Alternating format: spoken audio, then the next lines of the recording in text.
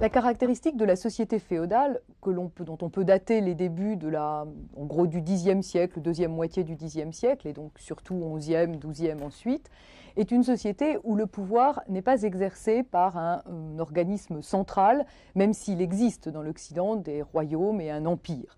Le pouvoir, de fait, est exercé à l'échelle d'un comté, d'un duché, le duché de Normandie, le duché d'Aquitaine, le comté de Mâconnais par exemple, par un seigneur qui s'est arrogé, à la suite de toute une série de décompositions de ce pouvoir central, le mécanisme de décomposition du pouvoir central, l'exercice des grandes attributions de la puissance publique, c'est-à-dire la levée de l'armée, la levée des impôts, rendre la justice et organiser en fait la vie publique, la vie collective.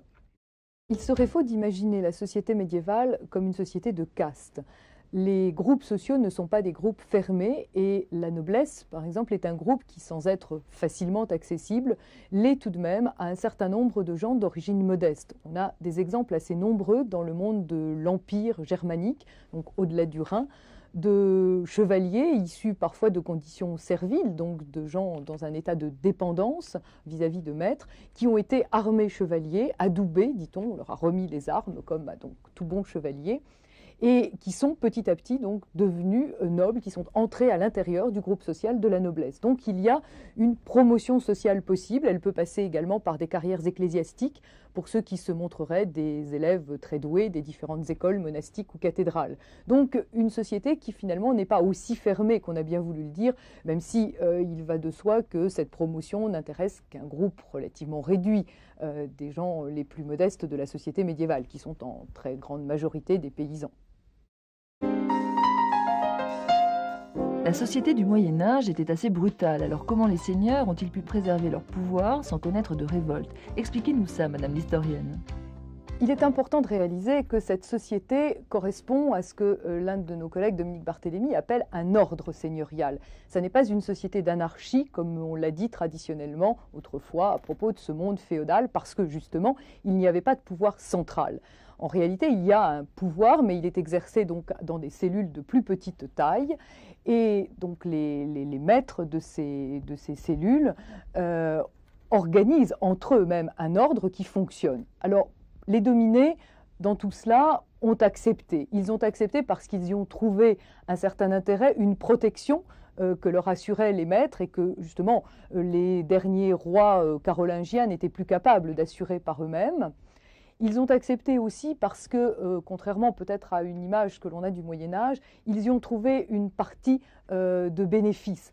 La féodalité correspond à cette partie centrale du Moyen-Âge qui voit se développer un grand essor économique dans l'Occident médiéval. Et on peut tout de même imaginer, sans peut-être trop forcer une image positive de l'époque, que tous les groupes sociaux ont fini, il y a eu des laissés pour compte, mais que tous les groupes sociaux ont fini par y trouver quand même quelque intérêt, ce qui explique que le monde rural ait fini tout de même par accepter ce système, cet ordre seigneurial. Cependant, il y a eu des révoltes, il y a eu des tentatives de refuser ces nouvelles coutumes que les seigneurs pouvaient imposer aux paysans, mais bon an, mal an, il semble tout de même qu'il y avait aussi des terres à conquérir, notamment à l'est de la Germanie, qui ont permis à certains paysans d'améliorer leurs conditions.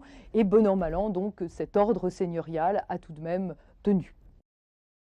Le monde féodal est un monde que l'on imagine volontiers rural, avec une masse énorme de paysans et les châteaux dans les campagnes.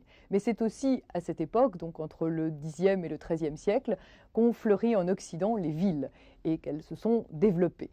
Alors, il faut comprendre que ce développement s'est fait de diverses manières. La première, c'est autour de vieux centres de fondations gallo-romaines qui ont connu une phase peut-être de repli, dirions-nous, mais pas du tout d'abandon. Les archéologues nous ont bien montré que la civilisation urbaine, même si elle était moins brillante pendant le haut Moyen-Âge, était tout de même présente. Il y avait des noyaux urbains, densité d'habitat peut-être un peu plus large qu'aux temps antérieurs, mais il y avait tout de même des réalités urbaines et des monuments dans ces villes. Sur ces noyaux urbains de fondation gallo-romaine se sont greffés des lieux nouveaux, des faubourgs juste à côté, autour d'une abbaye ou autour d'une route tout simplement, qui était un lieu de passage avec un marché, un cimetière. Bon. Et donc ces villes anciennes se sont développées, on le voit très bien, dans la construction de nouvelles murailles qui enserrent un périmètre plus large à l'intérieur desquels donc, on essaye de bâtir, même si le bâti n'est pas très dense, on ménage des zones de jardin, des zones qui permettent de nourrir éventuellement la population en cas de siège, par exemple. Bon, de façon assez modeste, il faut bien reconnaître.